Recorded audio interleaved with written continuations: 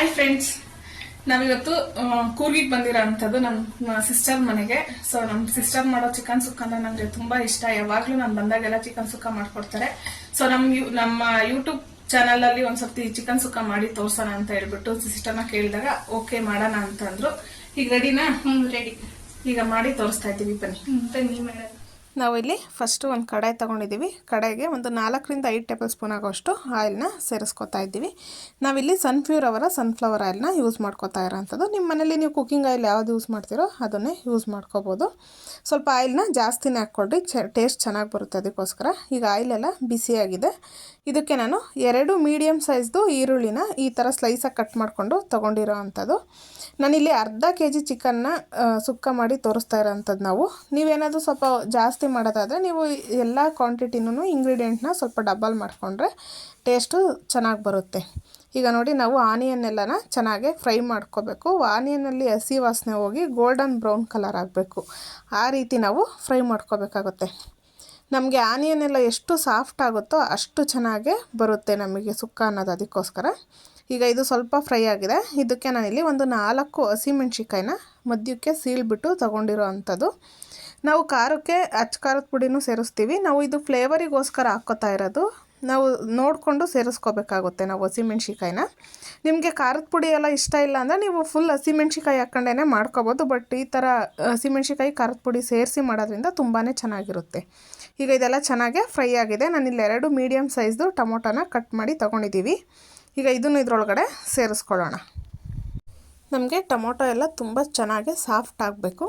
ನಾನಿಲ್ಲಿ farm tomato ತೊಗೊಂಡಿರೋಂಥದ್ದು, ಹಾಗಾಗಿ 2 ಟೊಮೊಟೊನ ತೊಗೊಂಡಿದ್ದೀವಿ. ನೀವು ಹೈಬ್ರಿಡ್ ಎಲ್ಲ ತೊಗೊಳೋದಾದರೆ ಸ್ವಲ್ಪ ಜಾಸ್ತಿನೇ ಸೇರಿಸ್ಕೋಬೋದು, ಇಲ್ಲಾಂದರೆ ನೀವು ನಿಂಬೆಹಣ್ಣು ಸೇರಿಸ್ಕೋಬೋದು. ಈಗ ಇದೇ ಟೈಮಲ್ಲಿ ನಾನು ಕೊತ್ತಂಬರಿ ಸೊಪ್ಪನ್ನ ಸೇರಿಸ್ಕೊತಾ ಇದ್ದೀನಿ, ಸಣ್ಣ ಕಟ್ ಮಾಡಿ. ನಾವು ಈ ಟೈಮಲ್ಲಿ ಹಾಕೋದ್ರಿಂದ ಕೆಲವ್ರಿಗೆ ಕೊತ್ತಂಬರಿ ಸೊಪ್ಪು ಫ್ಲೇವರ್ ಇಷ್ಟ ಆಗೋಲ್ಲ. ಅಂಥವ್ರು ಈ ಟೈಮಲ್ಲಿ ಹಾಕಿದ್ರೆ ಟೇಸ್ಟು ಚೆನ್ನಾಗಿರುತ್ತೆ. ಹಾಗೆ ನಮಗೆ ಅದು ಫ್ಲೇವರ್ ಅಷ್ಟು ಸ್ಮೆಲ್ಲೂ ಬರೋದಿಲ್ಲ. ಅದಕ್ಕೋಸ್ಕರ ಚೆನ್ನಾಗಿ ಕುಕ್ ಆಗಿರುತ್ತೆ.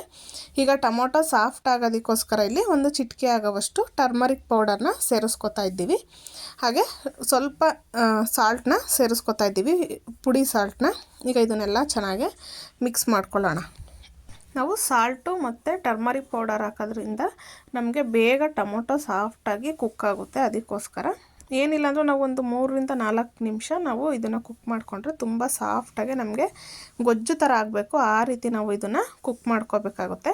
ನಾನಿಲ್ಲಿ ಇದೇ ಟೈಮಲ್ಲಿ ಒಂದು ಸ್ವಲ್ಪ ಕಸೂರಿ ಮೆಥಿನ ಕೈಯಲ್ಲಿ ಸ್ವಲ್ಪ ಕ್ರಷ್ ಮಾಡಿಬಿಟ್ಟು ಸೇರಿಸ್ಕೊತಾ ಇರೋಂಥದ್ದು. ನಾವು ಜಾಸ್ತಿ ಕಸೂರಿ ಮೆಥಿನ ಸೇರಿಸ್ಕೋಬಾರ್ದು, ಕಹಿ ಆಗುತ್ತೆ. ಅದಕ್ಕೋಸ್ಕರ ಒಂದು ಸ್ವಲ್ಪ ಸೇರಿಸ್ಕೊಂಡ್ರೆ ಸಾಕಾಗುತ್ತೆ. ಸ್ವಲ್ಪ ಕ್ರಷ್ ಮಾಡಿ ಸೇರಿಸ್ಕೋಬೇಕಾಗುತ್ತೆ. ನಾನು ಇದೇ ಟೈಮಲ್ಲಿ 1 ಚಿಟಿಕೆ ಆಗೋವಷ್ಟು ಗರಂ ಮಸಾಲೆನ ಸೇರಿಸ್ಕೊತಾ ಇದ್ದೀವಿ. ಈಗ ಇದನ್ನು ಇದರೊಳಗಡೆ ಸೇರಿಸ್ಕೊಂಡು ಸ್ವಲ್ಪ ಫ್ರೈ ಮಾಡ್ಕೊಳ್ಳೋಣ. ಹಾಗೆ ಇದಕ್ಕೆ ನಾವು ಸ್ವಲ್ಪ ಸುಕ್ಕ ಪೌಡರ್ನ ಸೇರಿಸ್ಕೊತಾ ಇರೋಂಥದ್ದು. ನಾವು ಮನೆಯಲ್ಲೇ ಮಾಡ್ಕೊಂಡಿರೋಂಥದ್ದು ಸುಕ್ಕ ಪೌಡರ್. ಇದು 1.5 ಸ್ಪೂನ್ ಆಗೋವಷ್ಟು ಹಾಕಿದ್ರೆ ಸಾಕಾಗುತ್ತೆ ನಮಗೆ ಅರ್ಧ kgಗೆ. ನಾವು 2 kgಗೆ ಮಾಡ್ಕೊಳೋದಾದರೆ ಒಂದು ಫುಲ್ 2 ಸ್ಪೂನ್ ಆಗೋವಷ್ಟು ಸೇರಿಸ್ಕೊಂಡ್ರೆ ಸಾಕಾಗುತ್ತೆ. ಈಗ ಇದನ್ನೆಲ್ಲ ನಾವು ಮಿಕ್ಸ್ ಮಾಡ್ಕೊಳ್ಳೋಣ. ಇದೇ ಟೈಮಲ್ಲಿ ನಾವು ಈಗ ನಾನಿಲ್ಲಿ ಶುಂಠಿ ಬೆಳ್ಳುಳ್ಳಿ ಪೇಸ್ಟ್ನ ಸೇರಿಸ್ಕೊತಾ ಇದ್ದೀವಿ. ನಾವೊಂದು ಅರ್ಧ ಸ್ಪೂನ್ ಆಗೋವಷ್ಟು ಶುಂಠಿ ಬೆಳ್ಳುಳ್ಳಿ ಪೇಸ್ಟ್ನ ಸೇರಿಸ್ಕೊಂಡ್ರೆ ಸಾಕಾಗುತ್ತೆ. ಈಗ ಇದನ್ನು ಇದರೊಳಗಡೆ ಸೇರಿಸ್ಕೊಂಡು ಒಂದು 30 ಸೆಕೆಂಡ್ ಇದರೊಳಗಡೆ ಹಸಿ ವಾಸನೆ ಎಲ್ಲ ಹೋಗಬೇಕು. ಆ ರೀತಿ ನಾವು ಫ್ರೈ ಮಾಡ್ಕೋಬೇಕಾಗುತ್ತೆ. ನಾವು ತುಂಬ ವೆರೈಟಿ ಸುಕ್ಕನ ತಿಂದಿರ್ತೀವಿ. ಇದು ತುಂಬ ಈಸಿಯಾಗೆ ಮಾಡ್ಕೋಬೋದು, ಯಾವುದು ಪೌಡರ್ನ ರುಬ್ಬದೆ ಮಾಡಿ ತೋರಿಸ್ತಾ ಇರೋ ಅಂಥದ್ದು. ನೋಡಿ, ಈಗ ಇದು ಚೆನ್ನಾಗಿ ಸಾಫ್ಟ್ ಆಗಿದೆ. ಇದಕ್ಕೆ ನಾನಿಲ್ಲಿ 2 ಸ್ಪೂನ್ ಆಗೋವಷ್ಟು ಗಟ್ಟಿ ಮೊಸರನ್ನ ಸೇರಿಸ್ಕೊತಾ ಇದ್ದೀವಿ. ನಾವು ತುಂಬ ನೀರು ಇರೋ ಥರದ್ದೆಲ್ಲ ಆದರೆ ಸ್ವಲ್ಪ ಒಂದು 3ರಿಂದ 4 ಟೇಬಲ್ ಸ್ಪೂನ್ ಸೇರಿಸ್ಕೋಬೇಕಾಗುತ್ತೆ. ಈ ಥರ ಗಟ್ಟಿ ಮೊಸರಾದರೆ ನಮಗೆ 2 ಸ್ಪೂನ್ ಆದರೆ ಸಾಕಾಗುತ್ತೆ ಮೊಸರು. ಈಗ ಇದನ್ನು ಎಲ್ಲದಕ್ಕೂ ಹೊಂದ್ಕೋಬೇಕು, ಗಂಟು ಆಗದೇ ಇರೋ ರೀತಿ ನಾವು ಇದನ್ನು ಮಿಕ್ಸ್ ಮಾಡ್ಕೋಬೇಕಾಗುತ್ತೆ. ನಾವು ಮೊಸರು ಸೇರಿಸ್ಕೋಬೇಕಾದ್ರೆ ಸ್ವಲ್ಪ ಫ್ಲೇಮ್ನ ಕಮ್ಮಿ ಇಟ್ಕೊಂಡು ನಾವು ಸೇರಿಸ್ಕೊಂಡು ಮಿಕ್ಸ್ ಮಾಡ್ಕೋಬೇಕಾಗುತ್ತೆ. ನೋಡಿ, ಈಗೆಲ್ಲ ಚೆನ್ನಾಗಿ ಗೊಜ್ಜು ಥರ ಆಗಿದೆ.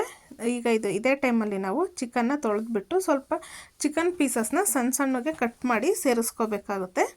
ನಾವು ತುಂಬ ದಪ್ಪ ಎಲ್ಲ ಆದರೆ ಕೆಲವ್ರಿಗೆ ಅದೇನು ಮಸಾಲೆ ಹಿಡಿಯಲ್ಲ, ಉಪ್ಪು ಖಾರ ಹಿಡಿಯಲ್ಲ ಅಂತ ಹೇಳ್ತಾರೆ. ಆ ಥರ ಅದಕ್ಕೋಸ್ಕರ ನಾವು ಸ್ವಲ್ಪ ಮೀಡಿಯಮ್ ಸೈಜಲ್ಲಿ ಪೀಸ್ನ ಕಟ್ ಮಾಡಿಕೊಂಡ್ರೆ ನಮಗೆ ಚೆನ್ನಾಗಿ ಟೇಸ್ಟ್ ಸಿಕ್ಕುತ್ತೆ, ಉಪ್ಪು ಖಾರ ಎಲ್ಲ ಹೊಂದುತ್ತೆ. ಈಗ ಚಿಕನ್ ಎಲ್ಲ ಚೆನ್ನಾಗಿ ಮಸಾಲೆ ಒಳಗಡೆ ಕುಕ್ ಆಗಬೇಕು, ಆ ರೀತಿ ನಾವು ಇದನ್ನು ಕುಕ್ ಮಾಡ್ಕೋಬೇಕಾಗುತ್ತೆ ಮಿಕ್ಸ್ ಮಾಡಿಕೊಂಡು. ನೋಡ್ತಾ ಇದ್ದೀರಲ್ಲ ಎಷ್ಟು ಚೆನ್ನಾಗಿ ಕಾಣಿಸ್ತಿದೆ ಅಂತ ಹೇಳ್ಬಿಟ್ಟು.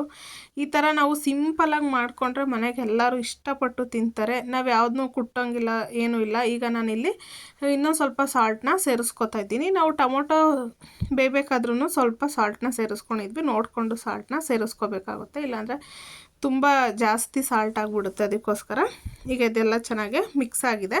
ಈಗ ನಮಗೆ ಚಿಕನ್ ಕುಕ್ ಆಗೋದಕ್ಕೆ ಈಸಿ ಆಗಲಿ ಅಂತ ಹೇಳ್ಬಿಟ್ಟು ನಾನಿಲ್ಲಿ 1.5 ಗ್ಲಾಸಷ್ಟು ನೀರನ್ನ ಸೇರಿಸ್ಕೊತಾ ಇದ್ದೀನಿ. ನಾವು ಅಳತೆ ಪ್ರಕಾರ ಹೇಳೋದಾದರೆ ಒಂದು 150 ml ಆಗೋವಷ್ಟು ನೀರು.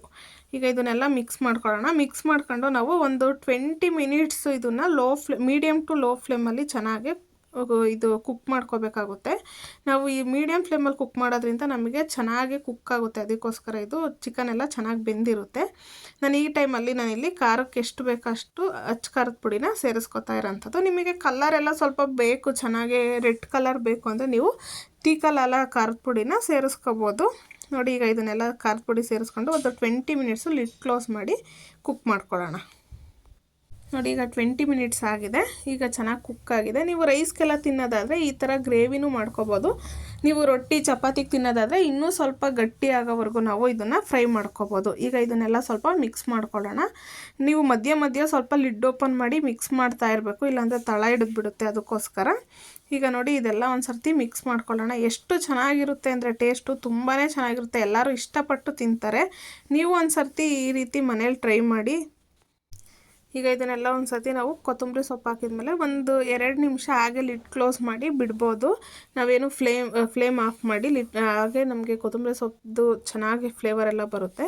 ನೋಡ್ತಾ ಇದ್ದೀರಲ್ಲ ಎಷ್ಟು ಚೆನ್ನಾಗಿ ಬಂದಿದೆ ಅಂತ ಹೇಳ್ಬಿಟ್ಟು. ನೋಡ್ತಾ ಇದ್ರೇ ಬಾಯಲ್ಲಿ ನೀರು ಬರುತ್ತೆ, ಅಷ್ಟು ಚೆನ್ನಾಗಿದೆ. ಟೇಸ್ಟ್ ಅಂತೂ ತುಂಬಾ ಚೆನ್ನಾಗಾಗುತ್ತೆ. ಸ್ಮೆಲ್ಲು ಅಷ್ಟೇ ತುಂಬ ಚೆನ್ನಾಗಿರುತ್ತೆ. ನೀವು ಒಂದು ಸರ್ತಿ ಮನೇಲಿ ಟ್ರೈ ಮಾಡಿ, ತುಂಬ ಚೆನ್ನಾಗಿರುತ್ತೆ.